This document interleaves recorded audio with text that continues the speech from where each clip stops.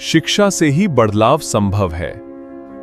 गिववाइज educational foundation के साथ आइए मिलकर एक उज्जवल भविष्य बनाएं। Hello, good evening, बच्चे. So today's our topic is dry cell, right? हम लोगों ने कल ड्राई सेल से ही छोड़ा था, आज हम लोग ड्राई सेल से ही कंटिन्यू करेंगे.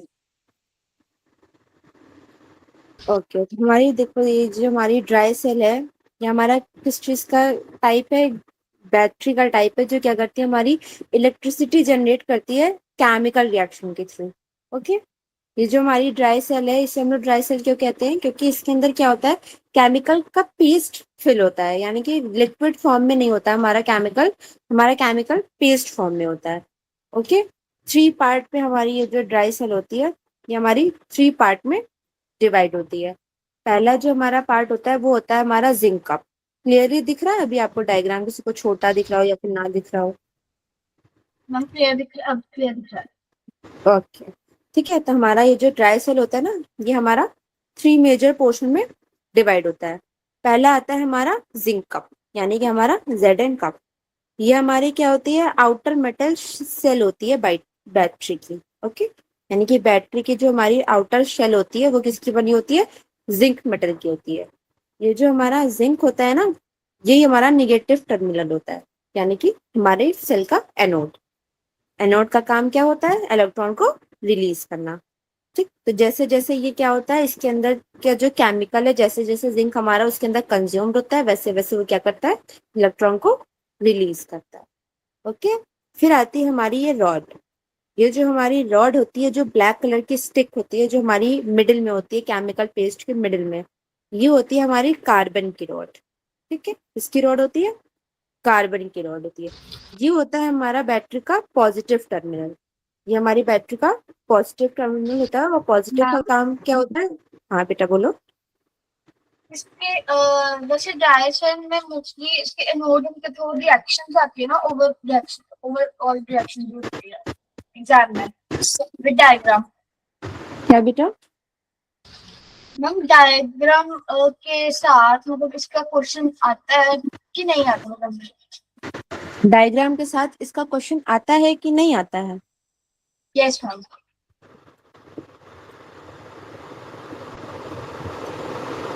कुछ नॉर्मल से क्वेश्चन आते हैं बेटा कि इसमें क्या क्या चीजें होती हैं, है ना.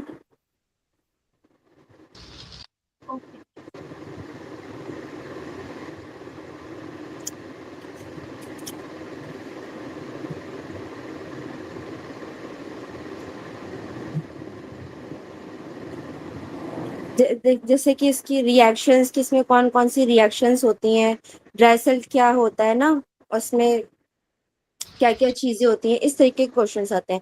न्यूमेरिकल बेस्ड क्वेश्चन नहीं आते हैं. ठीक है, ओके मैम. ओके. क्योंकि इसमें हमारा कुछ न्यूमेरिकली होता नहीं है, इसलिए न्यूमेरिकल बेस्ड क्वेश्चन नहीं आते हैं. हाँ, बट ड्राई सेल के अंदर कौन कौन से कंपोनेंट होते हैं और किसकी किसकी रिएक्शंस होती हैं, बस ये आता है कि उसके अंदर के जो पार्ट होते हैं उसमें क्या क्या होता है, किसका क्या वर्क होता है, इस तरीके के क्वेश्चन होते हैं. Okay ma'am. ओके, कंटिन्यू करते हैं. फिर आता है हमारा कार्बन रॉड. ठीक, तो ये हमारा कहाँ होता है? एकदम मिडिल में होता है. जो हमारा केमिकल पेस्ट होता है उसके एकदम सेंटर पे होता है. और ये हमारा होता है पॉजिटिव टर्मिनल.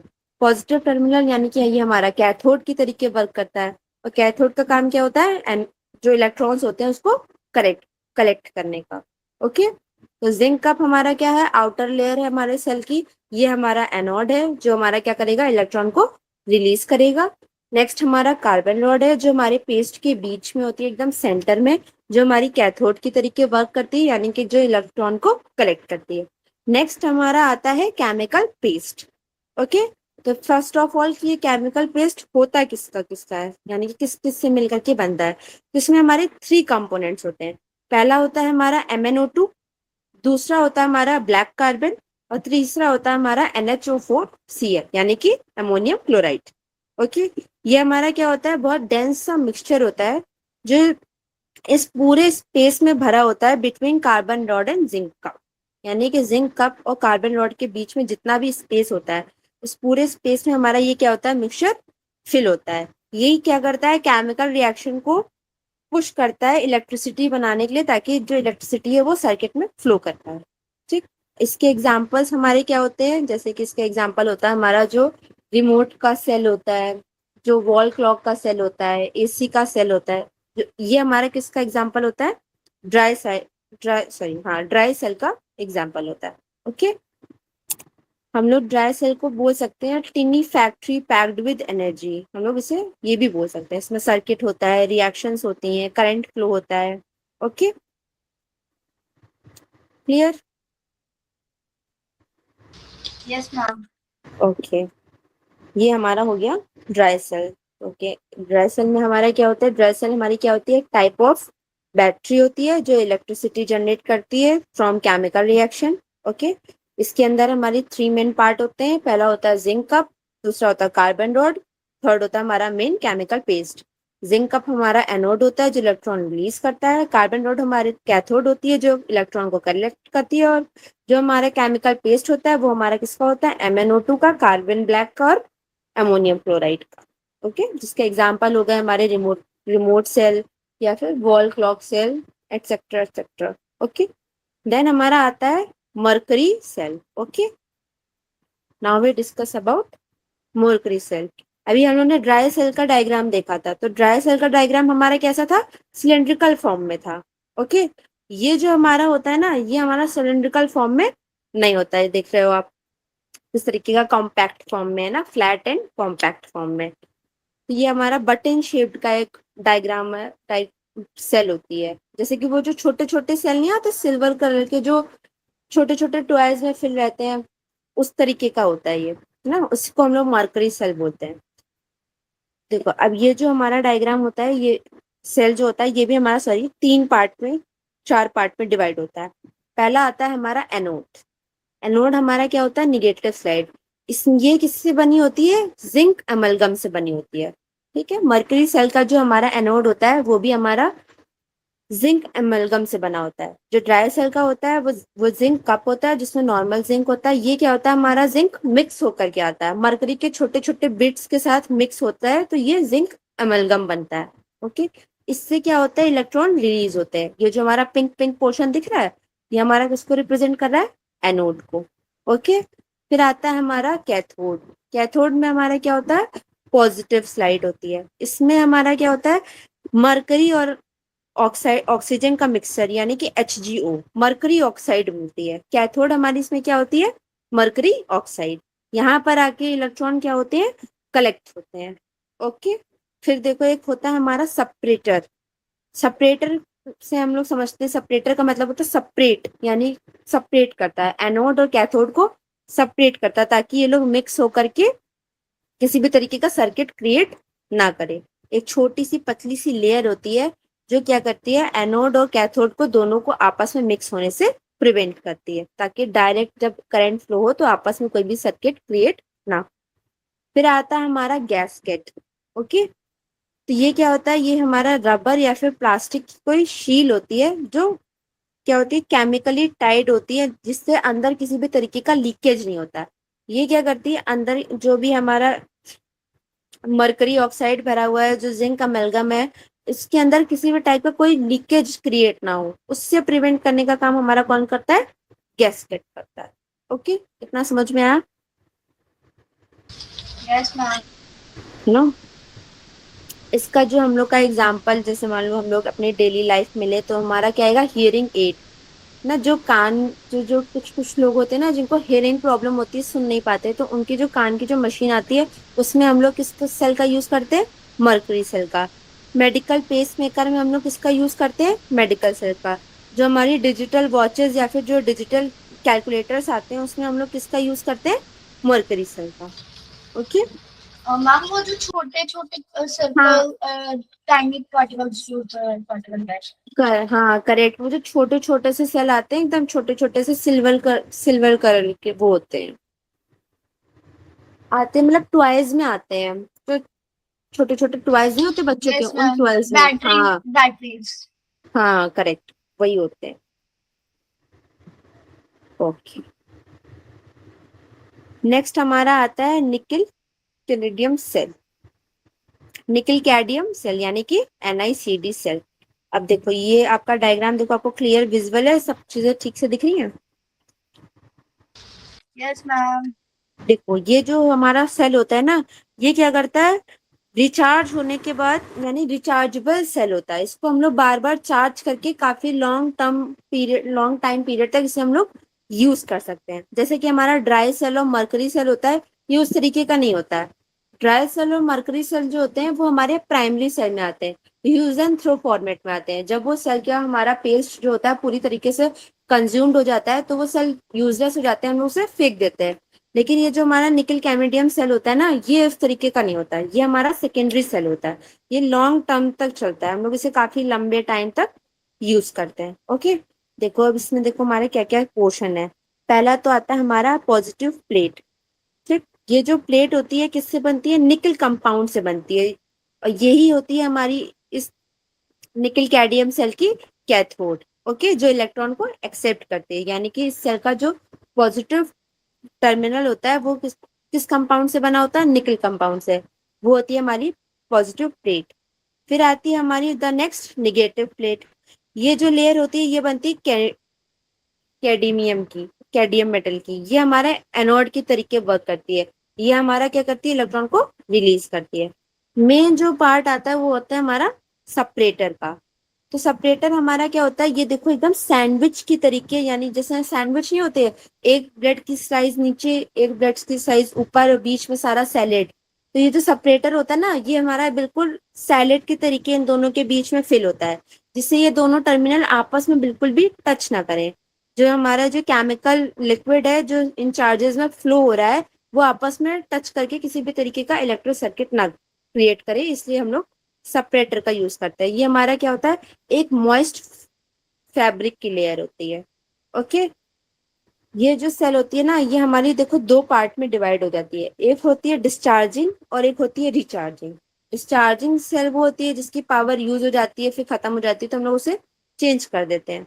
रिचार्जिंग यानी कि जिसमें को हम लोग बार बार मैंने चार्ज करके यूज कर सकते हैं। जैसे कि हमारा जो फोन होता है, जब हम लोग उसे चार्ज में लगाते हैं ना, तो देखो दोबारा चार्ज होकर के फुल हो जाता है, इसकी बैटरी हमें क्या नहीं करनी पड़ती, बार बार चेंज नहीं करनी पड़ती। क्यों? क्योंकि जैसे ही हम लोग अपने फोन को के प्लग को चार्जर के प्लग को फोन में इंसर्ट कराते हैं, तो चार्जर का जो फोर्स होता है वो क्या करता है, इलेक्ट्रिसिटी को तुरंत बैटरी की तरफ लेकर के आता है और रिवर्स केमिकल रिएक्शन कराता है, जिससे जो इलेक्ट्रॉन होते हैं वो दोबारा क्या हो जाते हैं, वापस आने लगते हैं, और जो बैटरी होती है वो हमारी रिसेट हो जाती है, ताकि वो दोबारा वर्क को कंटिन्यू कर सके। क्लियर?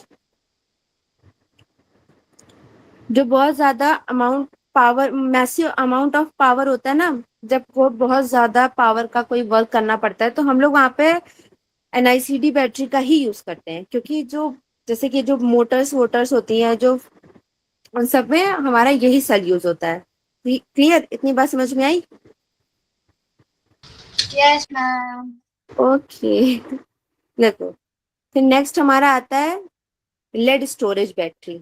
ओके, ये भी हमारा क्या है, फॉर्म ऑफ बैटरी है। अब देखो दिख सकता है इसमें, देखो कितना कुछ है ना, कितना सारा कितना कुछ है।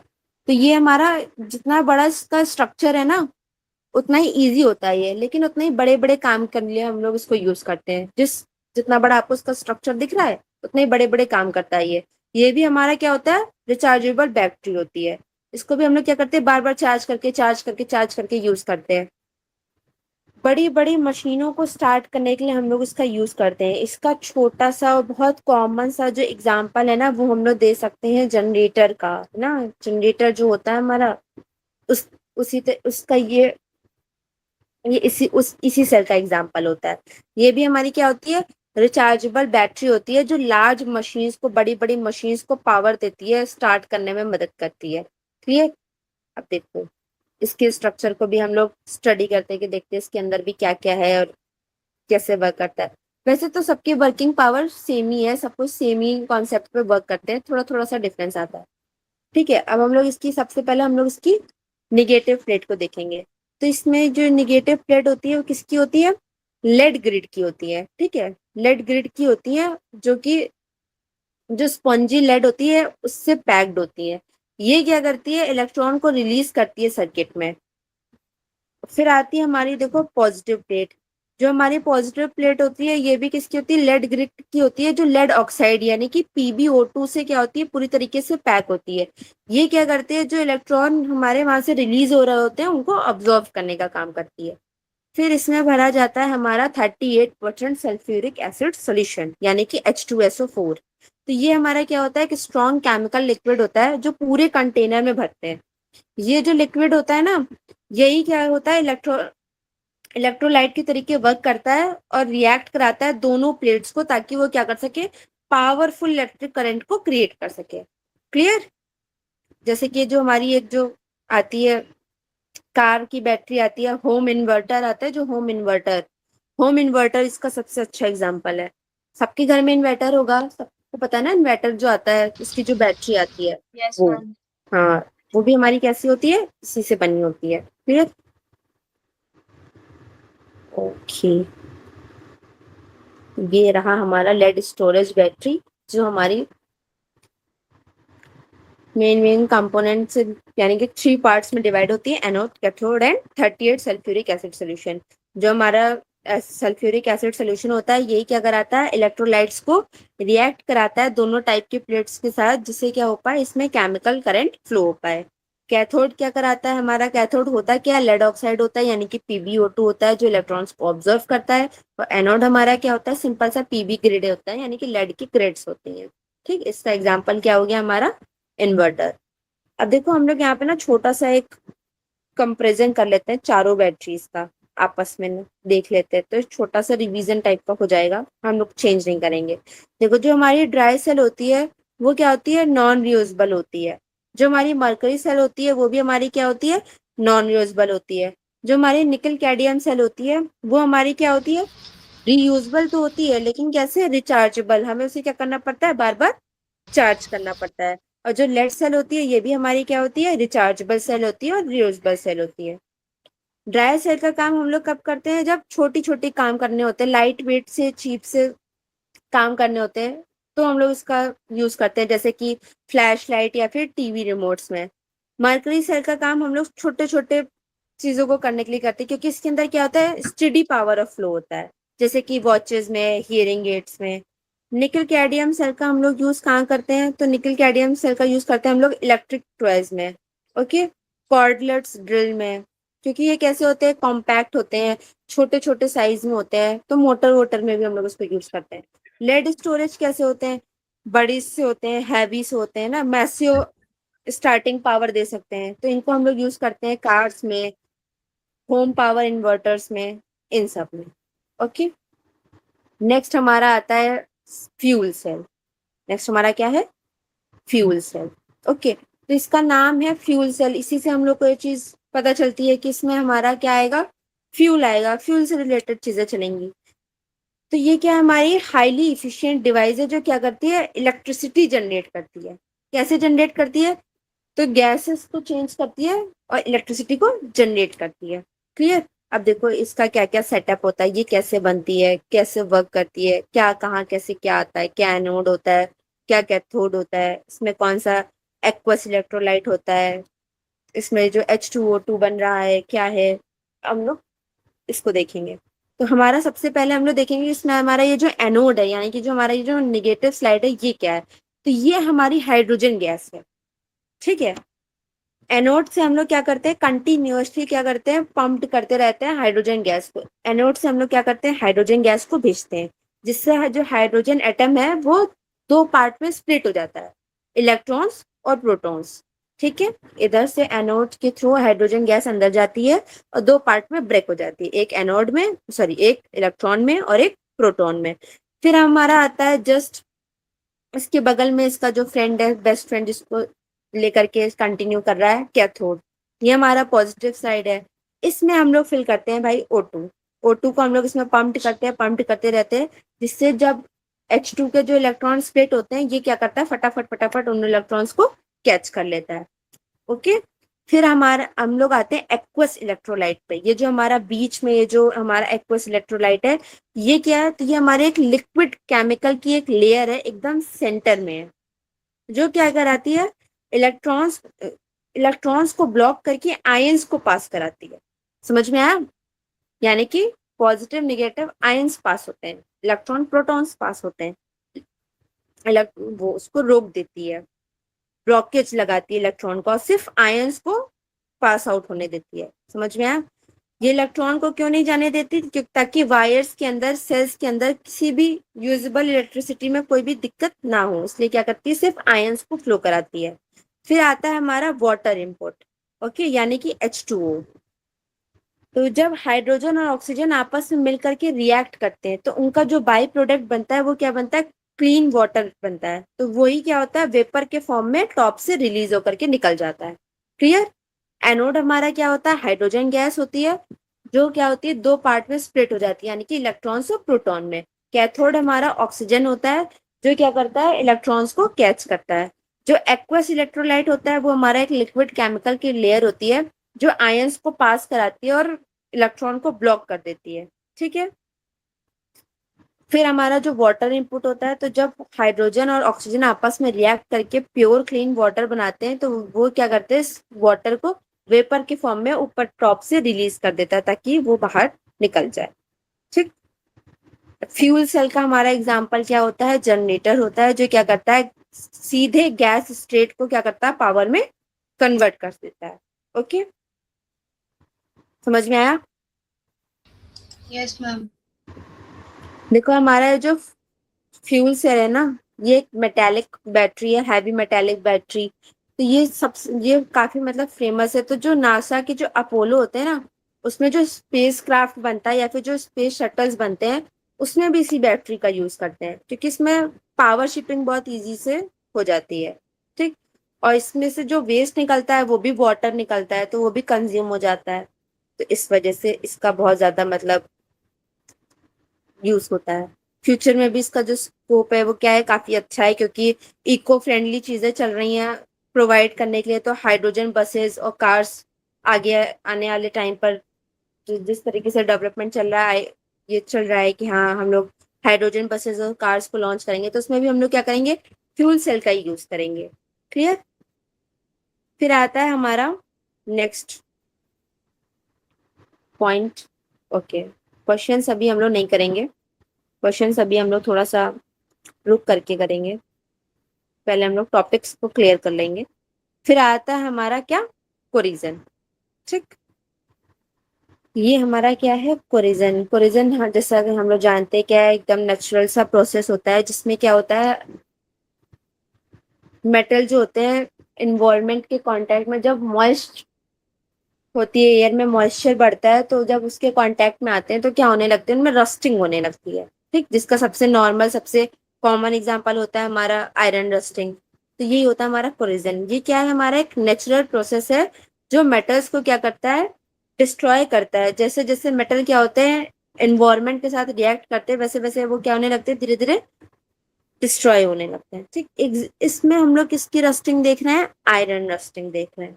ठीक है? तो हम लोग धीरे धीरे धीरे देखेंगे कि कैसे क्या स्टार्ट होता है। तो सबसे पहले आती है ऑक्सीडेशन स्टेट, यानी कि डैमेज जब स्टार्ट होना चालू होता है, जब हमारा आयरन क्या होता है, डैमेज होना स्टार्ट होता है।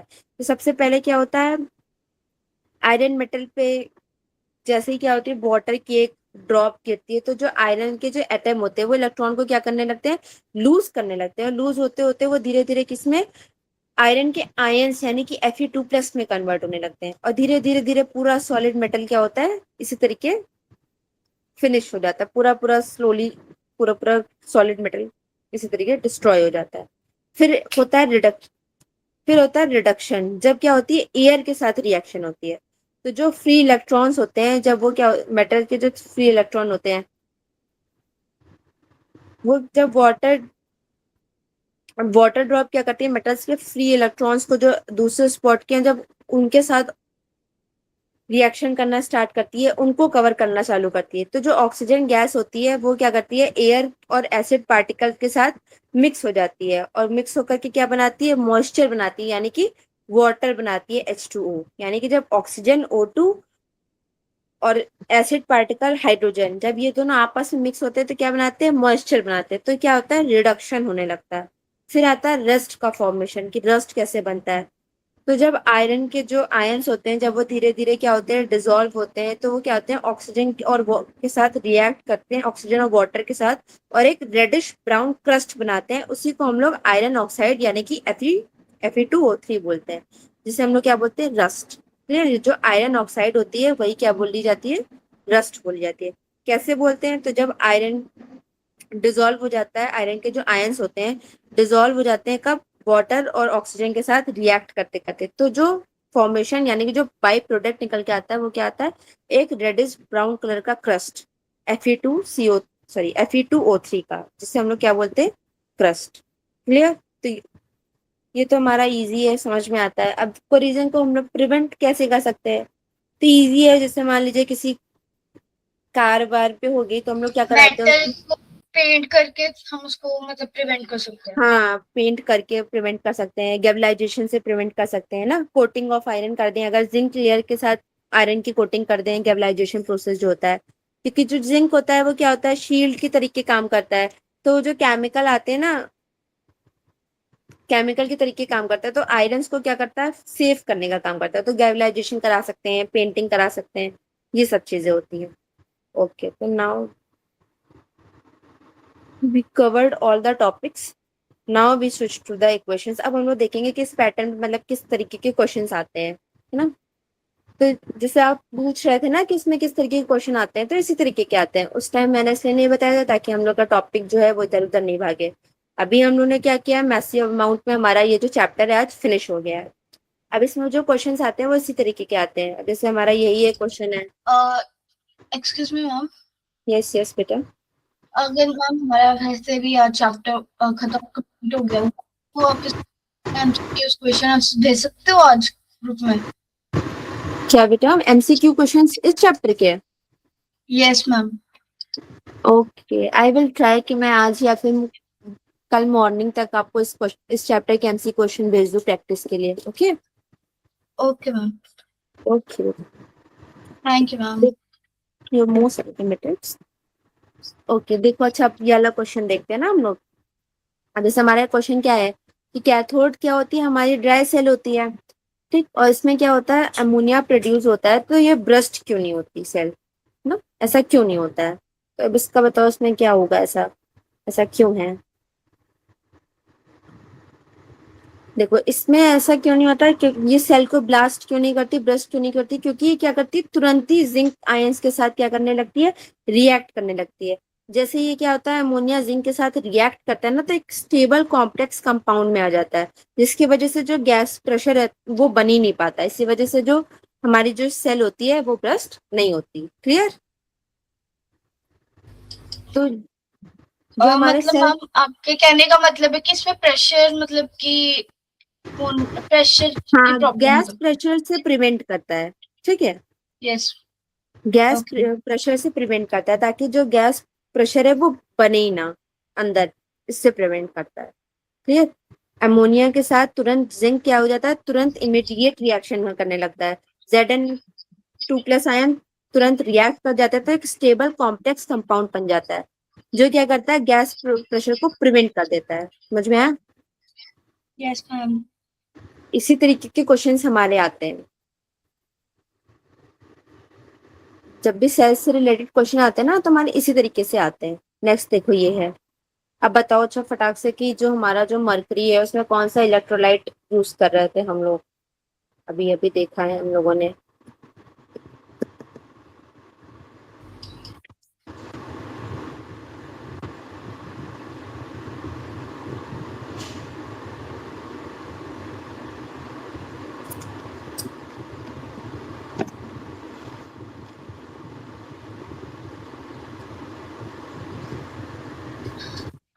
मैम मेरे को थोड़ा क्वेश्चन विजिबल नहीं है, तो एक बार आप जूम कर सकते हो ये प्लीज? देखो, ये देखो, ये देखो।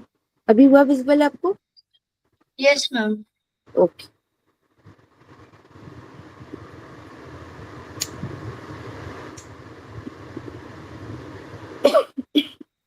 सॉरी।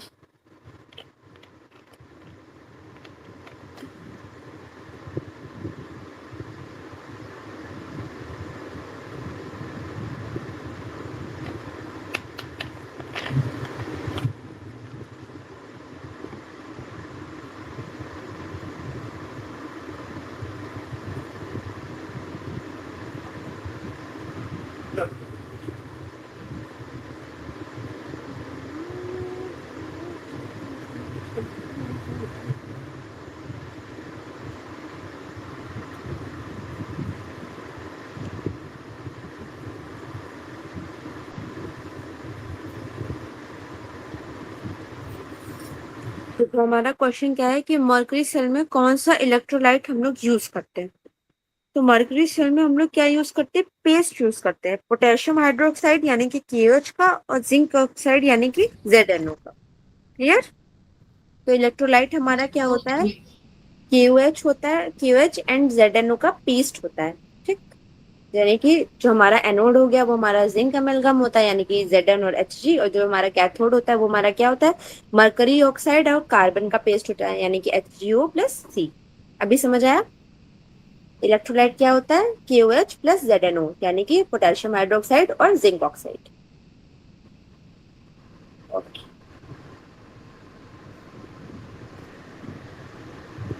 ओके नेक्स्ट देखो हमारा क्वेश्चन क्या है।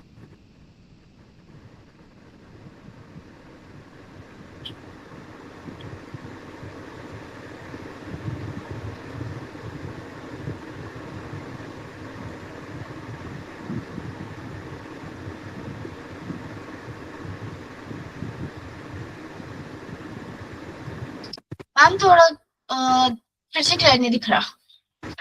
ओके, अभी आया। Yes ma'am. Okay, I am already sailed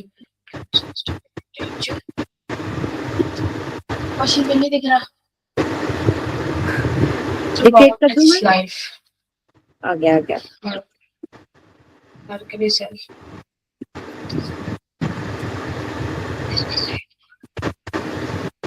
clear नहीं दिख रहा। ओके, मैं डिक्टेट कर देती हूँ, नो प्रॉब्लम। आप जहाँ फंसा करो बस बोल दिया करो।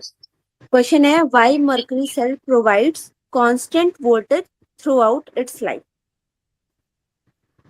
अभी आया। Why mercury cell provides constant voltage throughout its life.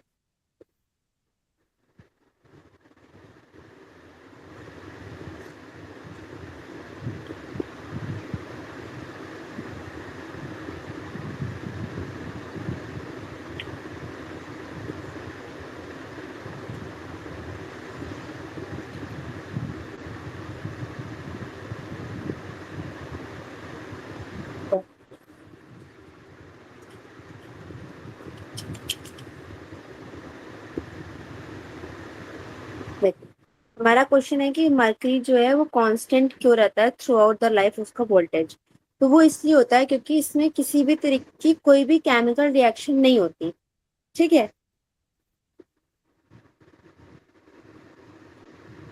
किसी भी तरीके मतलब इस पूरे केमिकल रिएक्शन में क्या होता है, किसी भी तरीके का जो आयन होता है ना वो सॉल्यूशन में जाकर के कंसंट्रेशन के थ्रू चेंज नहीं होता पूरे ऑपरेशन में, यानी कि नो चेंजिंग ऑफ आयंस और कांस्टेंट आउटपुट। दो इसकी मेजर पॉइंट है कि जो मर्करी सेल है वो हमारा कांस्टेंट वोल्टेज देती है पूरी लाइफ। इसके दो मेजर पॉइंट है, पहला क्या है, नो चेंजिंग ऑफ आयंस यानी कि आयंस आपस में बिल्कुल भी चेंज नहीं होते, और दूसरा क्या है, कांस्टेंट आउटपुट, क्योंकि इसके जो रिएक्टेंट और प्रोडक्ट होते हैं दोनों ही क्या करते हैं, एक कांस्टेंट कंपोजिशन बनाते हैं। तो इसकी जो इलेक्ट्रिकल पोटेंशियल होती है वो कम्प्लीटली स्टडी होती है यानी कि 1.35 वोल्ट पर रह जाती है। तो जब तक बैटरी पूरी तरीके से रन आउट नहीं हो जाती है, इसके जो रन आउट नहीं होती एक्टिव मटेरियल से, इस वजह से जो मर्करी सेल है वो कांस्टेंट वोल्टेज देती है थ्रू आउट द लाइफ। ठीक है, दो मेजर पॉइंट है, पहला क्या है, नो चेंजिंग ऑफ आयन, दूसरा क्या है, कांस्टेंट आउटपुट। क्लियर।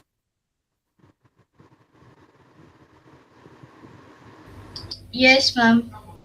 इसमें पूरी केमिकल रिएक्शन में किसी भी तरीके का जो आयन होता है वो चेंज नहीं होता, जिसकी वजह से जो कंसंट्रेशन यानी जो बनता है उसमें किसी भी तरीके का कंसंट्रेशन बन ही नहीं पाता सॉल्यूशन में, पूरे सॉल्यूशन में, इस वजह से।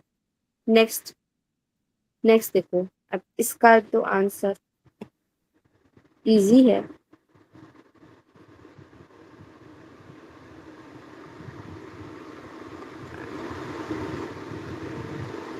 सॉरी मैं फोन करना भूल जाती हूँ।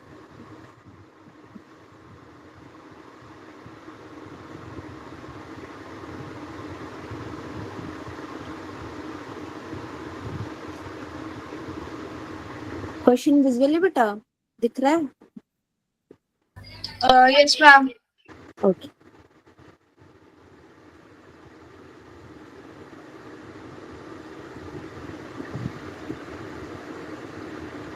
इसका क्वेश्चन क्या है कि जो लेड स्टोरेज बैटरी है क्या वो infinite cycle of charging and discharging if not by, कह रहा है जो लेड स्टोरेज बैटरी है क्या वो वर्क कर सकती है इनफाइनाइट साइकिल ऑफ चार्जिंग पर या फिर नॉन इनफाइनाइट या फिर डिस्चार्जिंग पर। देखो जो लेड स्टोरेज बैटरी होती है ना वो इनफाइनाइट साइकिल्स पर वर्क नहीं कर सकती। क्यों? क्योंकि धीरे धीरे क्या होती है ये डिग्रेड होती जाती है। ठीक, जैसे जैसे टाइम बीतता जाता है ये इसकी जो फिजिकल और केमिकल चेंजेस होते हैं वो क्या हो जाते हैं, अनअवॉइडेबल हो जाते हैं। देखो मेन इसके जो रीजन आते हैं, पहला तो क्या आता है सल्फेशन, दूसरा क्या होता है शेडिंग ऑफ एक्टिव मेटल, यानी कि जिसके जो एक्टिव मेटल होते हैं वो धीरे धीरे क्या होने लगते हैं, शेड होने लगते हैं। इसमें क्या होने लगता है, सल्फेशन होने लगता है। जैसे जैसे बैटरी क्या करती है, डिस्चार्ज करती है, तो जो हमारा लेड सल्फेट होता है यानी कि जो PbSO2 होता है वो क्या होता है प्लेट्स बनाने लगता है, जिसकी वजह से जो बैटरी होती है वो कम धीरे धीरे क्या होने लगती है, पूरी पूरी तरीके से डिस्चार्ज नहीं हो पाती और ना ही इमिडिएटली पूरा जो इसका पार्शियल उसको ड्रेन कर पाती है। इसमें सल्फेशन की वजह से, एक्टिव मेटल की शेडिंग की वजह से, इंटरनल शॉक सर्किट की वजह से और ग्रिड कोरिजन की वजह से जो हमारा लेड स्टोरेज बैटरी है ये इनफाइनाइट साइकिल नहीं दे सकती चार्जिंग और डिस्चार्जिंग दोनों पर। अभी आया समझ? इसी Yes, तरह yes, ma'am. इसी तरीके के क्वेश्चंस हमारे जो होते हैं वो सेल में बन करके आते हैं। ओके,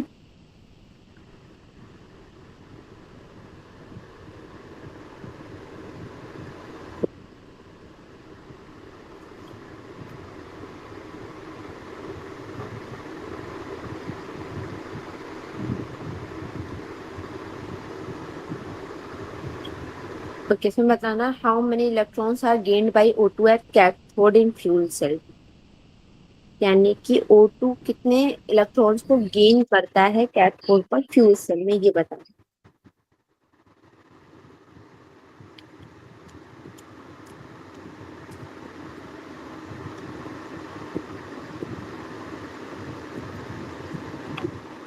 ये तुम्हारा इजी सा क्वेश्चन है।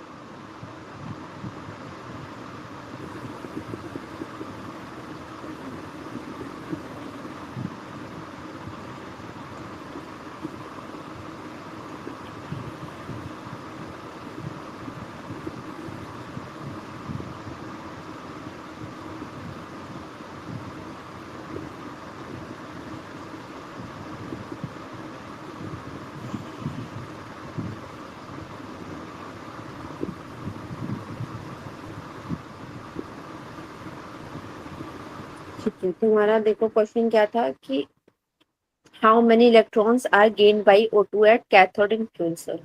तो 1 mole of O2 gains 4 electron. Okay, कितने इलेक्ट्रॉन गेन करेगा, 4 इलेक्ट्रॉन। क्लियर? Yes, ma'am. क्योंकि कैथोड में क्या होगी, हमारी हाफ रिएक्शन होगी, तो इसमें ये क्या करेगा, 4 इलेक्ट्रॉन्स को गेन करेगा। नेक्स्ट हमारा आता है कोलिजन। आप बताओ।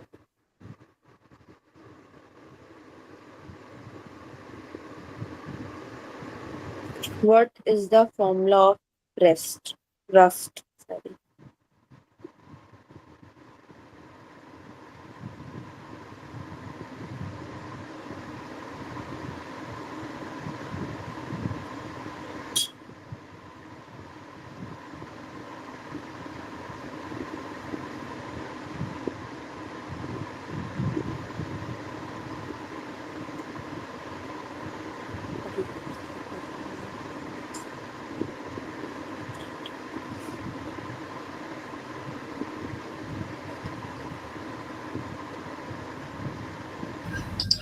मैम इसका एक्चुअली फॉर्मूला Fe2O3.H2O था, जिसमें मतलब कि इसको हम हाइड्रेट आयन बोलते हैं, hydrate ion oxide chemical correct. बोलते हैं हाइड्रेटेड फेरिक ऑक्साइड, यानी कि हाइड्रेटेड आयरन थर्ड ऑक्साइड। ठीक है, Fe2O3.XH2। जो हमारा X होता है ना, वो फॉर्मूला स्टैंडर्ड होता है। ये डिपेंड करता है नंबर ऑफ वाटर मॉलिक्यूल्स पर, यानी कि कितने नंबर ऑफ वाटर मॉलिक्यूल्स हैं, कितना मॉइस्चर है और कितनी एयर में क्या है, डंप है, ये उस पर डिपेंड करता है। इसलिए हम लोग एक्स को लेट करते हैं ना, फॉर्मूला स्टैंड होता है। क्लियर? मैम वैसे अगर हमें इसका फॉर्मूला निकालना हो तो हमें इसकी मतलब कि रिएक्शंस के थ्रू जाना पड़ेगा ना। हम्म। एनोड रिएक्शन निकालनी पड़ती है इसमें कैथोड वगैरह। एनोड कैथोड निकाल दो।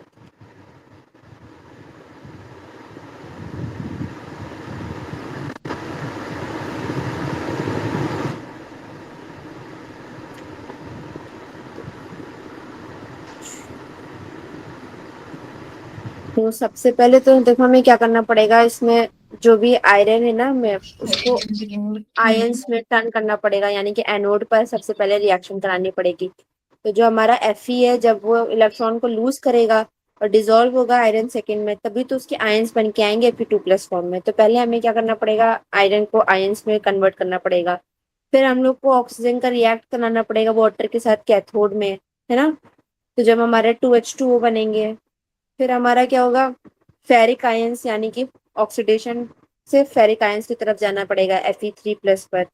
जब Fe2+ आयन क्या करेगा, रिएक्ट करेगा ऑक्सीजन के साथ, डिसॉल्व होगा वाटर में, तभी क्या होगा, वो ऑक्सीडाइज फॉर्म में आएगा, यानी कि iron second to iron third ion के फॉर्म में आएगा। तभी हम लोग उसको Fe3 फॉर्म में लिख पाएंगे। उसके बाद ही हम लोग क्या कर पाएंगे, जो फाइनल फॉर्मूला आएगा रस्ट का, उसको असेंबल कर पाएंगे। आई बात समझ में? Yes ma'am. ओके।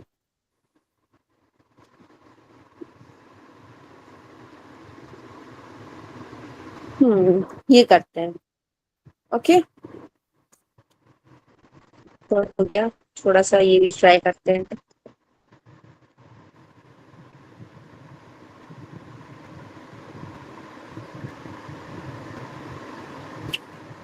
दिख रहा है आपको क्वेश्चन कि मतलब विजिबल है कि नहीं है? देख, जूम कर दिया है वैसे।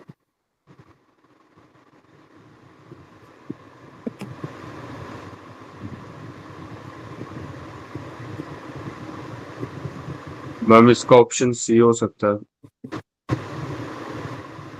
हाँ, option C is the correct option, correct answer. Sorry, 1.10 volt. Good.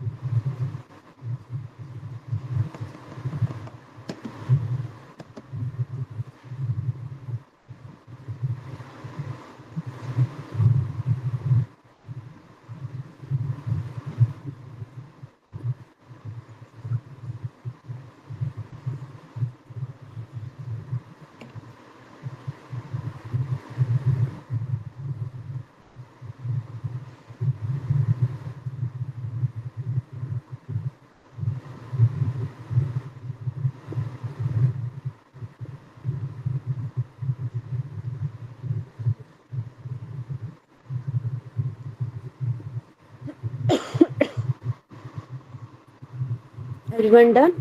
पढ़े आगे? Yes, ma'am. ओके, इसका आंसर सी है। फाइन। ओके, ये बताओ, ये तो भी हम लोगों ने डिस्कस किया था कि गैब्लाइजेशन पे किसकी कोटिंग की जाती है।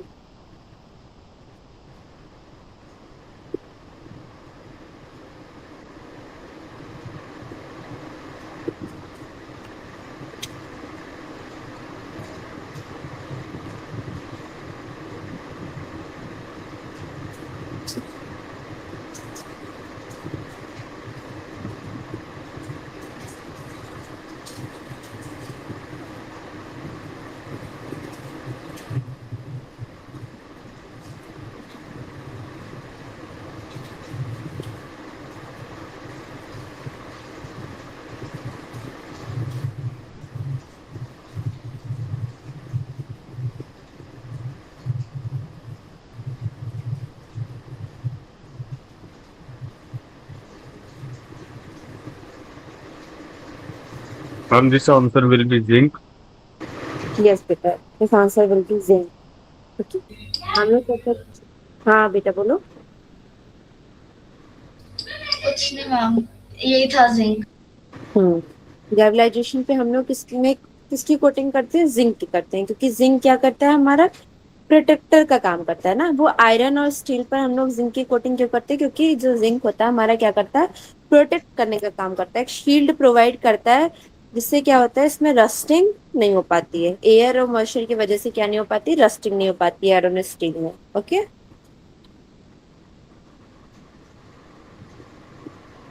हम्म। इसका D fuel cells. Okay.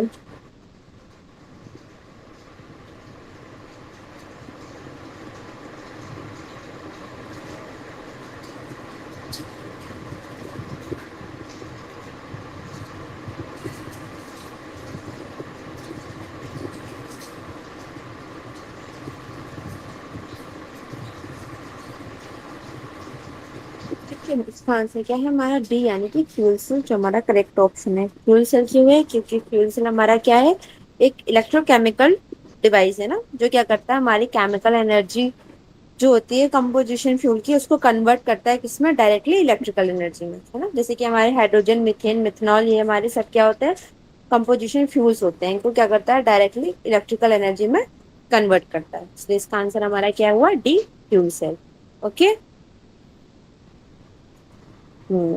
Next.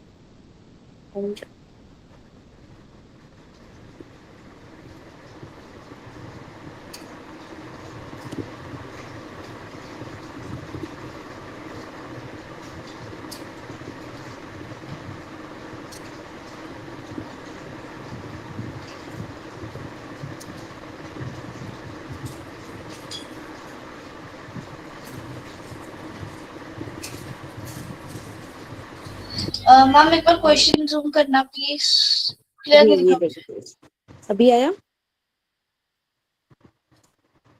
Yes ma'am. Okay, do fast.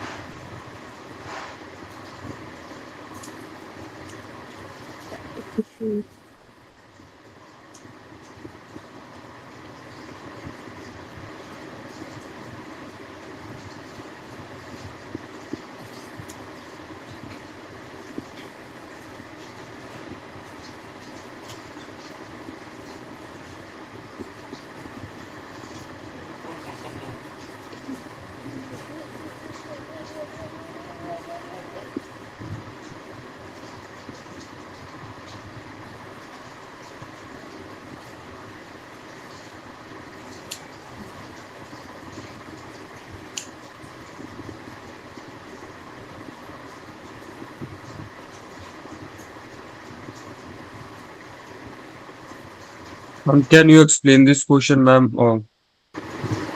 Okay, देखो क्वेश्चन हमारा क्या कह रहा है, the efficiency of a fuel cell is given, यानी कि फ्यूल सेल की जो इफिशियंसी है वो हम लोग कैसे निकालते हैं।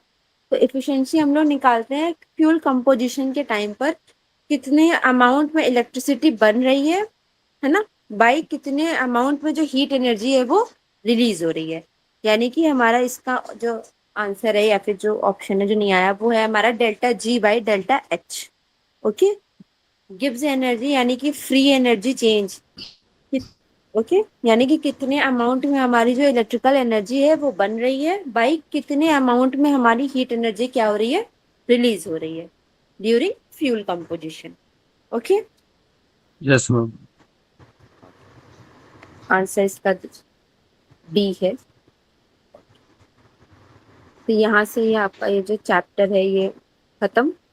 हम लोग कल से नेक्स्ट टर्न पे ये चैप्टर स्टार्ट करेंगे। इसमें से एक ये लास्ट क्वेश्चन करते हैं, then we end our class. Okay, Ma'am, D.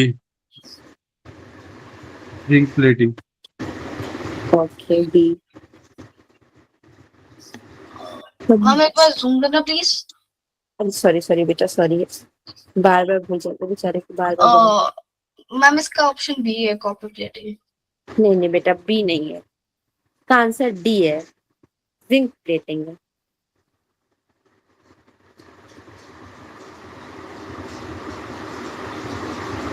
सबसे ज्यादा ड्यूरेबल मेटल प्लेटिंग जो आयरन को क्या करती है, कोरोजन के अगेंस्ट प्रोटेक्ट करती है। ने अभी आपको लास्ट क्वेश्चन में भी बताया, हमने आपको कोरोजन में भी बताया था कि जिंक जो होता है ना, जिंक वो आयरन और स्टील को कोरोजन से प्रोटेक्ट करता है, क्योंकि ये क्या करता है, शील्ड प्रोवाइड करता है। अभी हमने आपको लास्ट क्वेश्चन में भी बताया था। तो जिंक, जिंक प्लेटिंग आया समझ में। Yes ma'am. अगर स्क्रैचेस भी पड़ जाते ना तो भी काम करता है वो। तो जिंक प्लेटिंग ही क्या है, इसका सबसे करेक्ट आंसर है, क्योंकि ये हमारा हम लोगों ने ग्रेवलाइजेशन में भी देखा था कि क्या होता है, एक स्पेशल टाइप का प्रोटेक्शन देता है, जिसको बोलते हैं हम लोग सैक्रिफिकल प्रोटेक्शन। ओके, अभी समझ में आया। Yes ma'am. इससे याद रखो कि जो सबसे ज्यादा मोस्ट मतलब सबसे ज्यादा ड्यूरेबल मेटल प्लेटिंग है ना, सबसे अच्छा जो प्रोटेक्टर का काम करता है कोरेजन से, वो हमारा जिंक ही होता है। Okay, okay ma'am. ओके। और अगर हम लोग कॉपर की, जैसे आपने कॉपर प्लेटिंग बताई थी ना, अगर हम लोग कॉपर की प्लेटिंग करेंगे भी तो जो अगर मान लीजिए उसमें थोड़ा सा भी स्क्रैच आएगा ना, तो वो एक्सपोज कर देगा आयरन को कि हाँ देखो इसमें क्या होता है, रस्ट लगा होता है, क्योंकि वो बहुत जल्दी आयनाइज्ड हो जाता है, बहुत ज्यादा रिएक्टिव होता है, इसलिए कॉपर नहीं होगा। ठीक है, टिन भी हमारा नहीं होगा, ओके, हमारा जिंक होगा। ओके, ठीक है, तो फिर आज हम लोग यहीं पर इतना ही रखते हैं, फिर हम लोग नेक्स्ट क्लास में नेक्स्ट टॉपिक से स्टार्ट करेंगे।